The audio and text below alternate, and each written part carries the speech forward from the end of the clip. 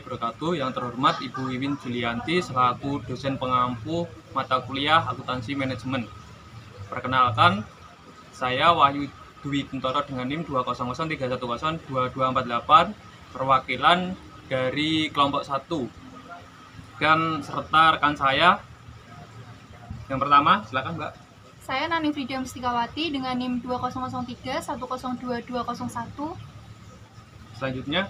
Dan saya Fitria Ramadhani dengan NIM 2003102153. Di sini kami akan membahas tentang kebangkrutan dari PT Sariwangi. Saya akan membacakan sedikit artikel tentang PT terkait kasus kebangkrutan dari PT Sariwangi. PT Sariwangi merupakan suatu perusahaan pengolahan teh yang terkenal dengan teh celupnya. Sariwangi ini juga memperoleh merek lokal Indonesia yang ternama. Langsung kepada kasusnya, untuk meningkatkan kegiatan, maka sebuah perusahaan perlu untuk melakukan belanja modal atau pengeluaran modal. Ini perlu yang dilakukan oleh PT Sariwangi. Untuk meningkatkan produksi perkebunan, maka PT Sariwangi melakukan pengembangan sistem drainase. Meskipun begitu, dalam melakukan kegiatan belanja modal, sebuah perusahaan tetap harus memperhatikan beberapa hal diantaranya. Yang pertama, investasi pada aktiva tetap dan mengikat perusahaan untuk jangka waktu lama, sehingga keputusan yang keliru akan memberi dampak dan beban tetap jangka panjang.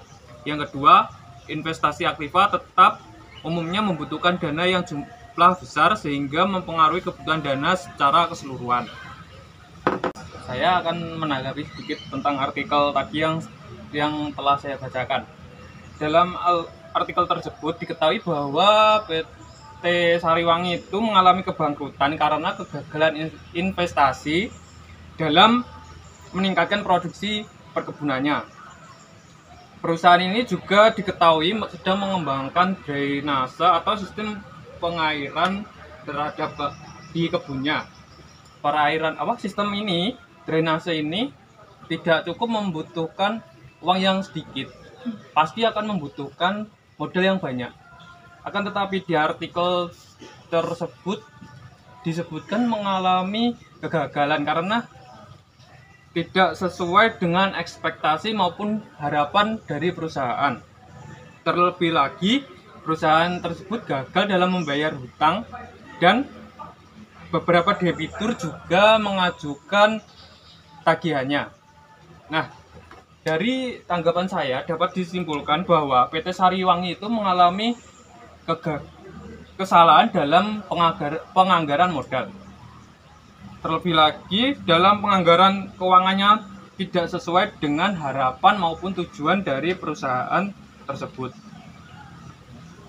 Dalam hal ini, salah satu peran yang sangat penting adalah peran dalam pengambilan keputusan dari manajer PT Sariwangi. Nah, itu mungkin tanggapan dari saya. Mungkin dari rekan-rekan gimana? Ya, jadi menurut saya berdasarkan artikel yang telah dibacakan oleh Mas Wahyu tadi, menurut saya itu sungguh sangat disayangkan ya kebangkrutan dari PT Sariwangi ini. Mengingat PT Sariwangi merupakan salah satu perusahaan besar dan sangat famous di telinga masyarakat. Ditambah lagi salah satu produk unggulannya yaitu teh celup Sariwangi yang sangat melekat di kalangan masyarakat. Bahkan menurut saya inovasi dari teh celup ini merupakan inovasi yang sangat luar biasa dan sebuah ide yang sangat brilian. Terbukti dengan adanya teh celup Sariwangi ini, PT Sariwangi semakin berjaya. Namun yang membuat saya bertanya-tanya adalah mengapa PT Sariwangi membiarkan produk teh celup ini diakuisisi oleh PT Unilever bahkan sejak tahun 1989. Padahal jika seandainya saya yang menjadi pemimpin di perusahaan Sariwangi, tentu saya tidak akan membiarkan produk unggulan perusahaan saya diakuisisi oleh perusahaan lain dengan begitu mudah. Apalagi berkat produk tersebut, perusahaan saya makin dikenal oleh masyarakat, semakin berjaya, dan pendapatannya pun semakin meningkat. Bahkan terbukti sejak teh celup Sariwangi ini diakuisisi oleh PT Unilever, eksistensinya semakin meningkat. Bahkan meskipun Sariwangi ini membuat produk baru, melakukan inovasi, tetap tidak dapat mengalahkan penjualan dari teh celup Sariwangi ini. Sungguh ini menurut saya salah satu kesalahan pengambilan keputusan dalam manajemen. Dan saya berpikir jika seandainya produk teh celup ini tidak diakuisisi oleh PT Unilever, mungkin hasil penjualan dari teh celup ini dapat menutup hutang-hutang dari perusahaan Sariwangi. Namun meskipun begitu, sisi positifnya, meskipun PT Sariwangi ini dinyatakan bangkrut, produk teh celup Sariwangi ini tetap bisa dinikmati oleh masyarakat sebagai akibat dari akuisisi tersebut. Begitu tanggapan saya. Bagaimana menurut Anda, Mbak Fitria? Saya kalau dilihat dari artikel tersebut, salah satu kegagalan dari PT Sariwangi yaitu karena kegagalan investasi. Jadi mungkin kalau PT Sariwangi itu lebih memfokuskan ke investasi dari perusahaan besar, mungkin kegagalan tersebut juga tidak akan terjadi. Karena investasi yang diambil oleh PT Sariwangi itu merupakan investasi dari perusahaan yang lebih berfokus ke investasi perusahaan perkebunan. Kalau berbelit-belit ke perusahaan yang di perkebunan, mungkin hanya berfokus pada daerah perkebunan saja. Tapi kalau mungkin investasinya diambil dari perusahaan yang besar, mungkin dapat menambah omset atau keuntungan yang lebih tinggi dari perusahaan tersebut. Karena sangat disayangkan karena PT Sariwangi merupakan PT yang sangat dikenal oleh masyarakat. Jadi seharusnya PT Sariwangi itu lebih memfokuskan ke perusahaan-perusahaan yang terkenal atau yang besar kalau ingin berinvestasi. Kalau menurut saya begitu. Oke, baik Mbak Fitria. Terima kasih atas tanggapannya. Nah, teman-teman, tadi kita sudah menganalisis tentang bangkrutnya PT Sariwangi. Nah, jika dikaitkan dengan materi, itu nanti masuk gimana ya? Nah, dari saya dulu, mungkin dari analisis terkait dengan bangkrutnya PT Sariwangi, dapat dikatakan kasus tersebut masuk dalam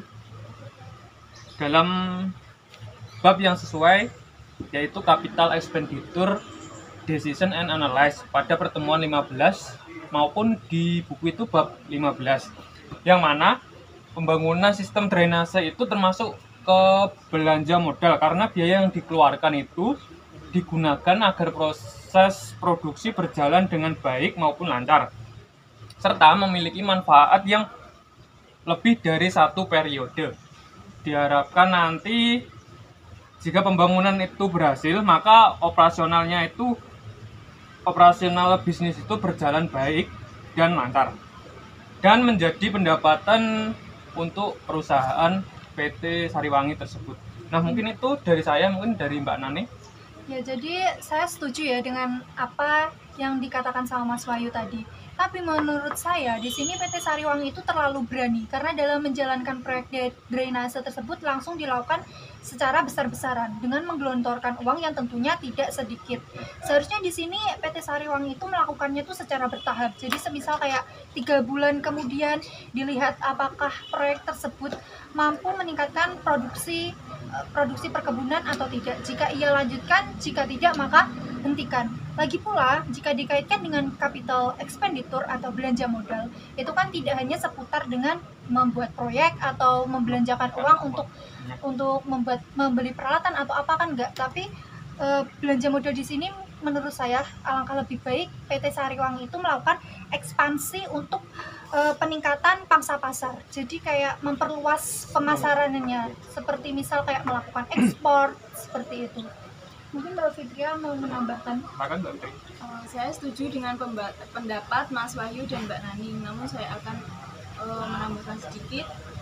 Kalau dikaitkan dengan materi pada bab akuntansi manajemen, menurut saya PT Sariwangi itu mengambil keputusan jangka pendek. Jadi mereka tidak memikirkan ke depannya itu bagaimana, tapi mereka tetap mengambil banyak investasi dari perusahaan.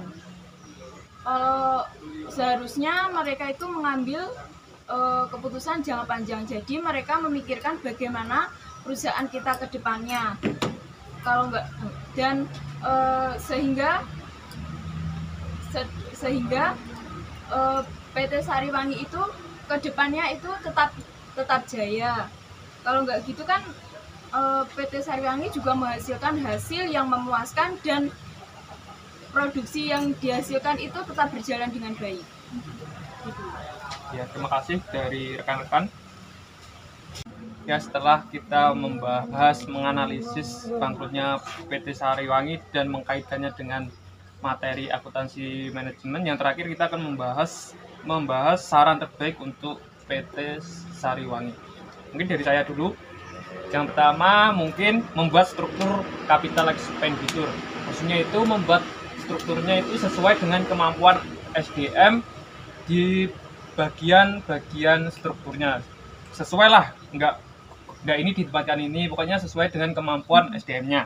Yang kedua, memiliki pola pikir yang jangka panjang. Maksudnya harus mampu berpikir ke depannya 3, 4, 5 tahun ke depannya. Jangan hanya setahun, itu kurang efektif. Yang ketiga, memiliki pengelola data yang akurat. Yang keempat, memiliki optimalisasi detail rencana anggaran capital expenditure yang dilakukan dengan hati-hati. Yang terakhir, mungkin dari saya, menentukan kebijakan yang sesuai dan mudah dipahami oleh tim maupun karyawan pada perusahaan PT Sariwangi tersebut. Mungkin itu saran dari saya, dari Mbak Naning. Ya, jadi kalau menurut saya yang pertama yaitu menetapkan rencana dan tindakan yang jelas. Jadi sebagai seorang wirausaha, kita itu harus punya strategi dan planning yang benar-benar matang. Seperti aturan dan regulasi yang jelas, metode kerja yang jelas. Karena berdasarkan rencana bisnis komprehensif yang baik, itu dapat membantu perusahaan dalam pengambilan keputusan yang tepat. Dari kasus PT Sariwangi tersebut, kita dapat belajar bahwa salah satu penyebab kebangkrutannya adalah kegagalan dalam investasi yang menyebabkan PT Sariwangi ini kesulitan keuangan dan tidak mampu untuk membayar hutang-hutangnya. Dan menurut saya hal ini disebabkan karena perencanaan yang kurang matang. Yang kedua yaitu berproses.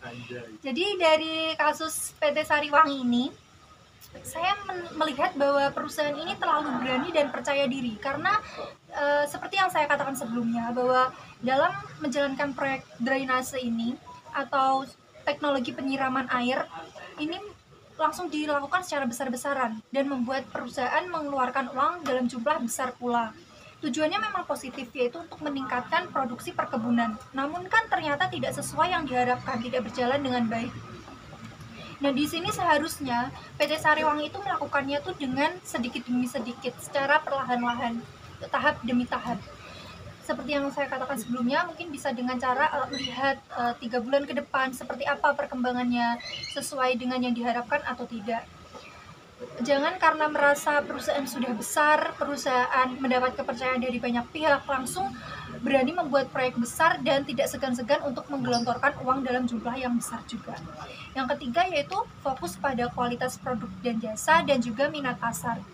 Nah, dari kasus tersebut seperti yang saya katakan di awal tadi, bahwa sangat disayangkan ketika PT Sariwangi ini membiarkan produk teh celup Sariwangi ini diakuisisi oleh PT Unilever.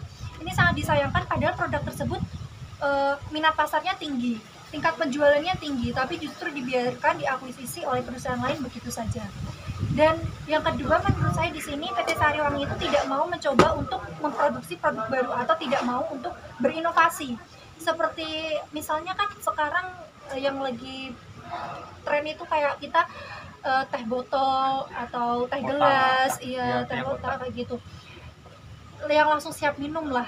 Nah, PT Sariwangi tidak mau mengikuti perkembangan zaman gitu, padahal minum teh dari kemasan itu sudah menjadi gaya hidup kita sekarang. Jadi menurut saya inovasi itu sangatlah penting. Jadi kurangnya dari PT Sariwangi mungkin kurang berinovasi. Iya, itu menurut saya. Terima kasih dari Mbak Naning. Selanjutnya Mbak Fitria.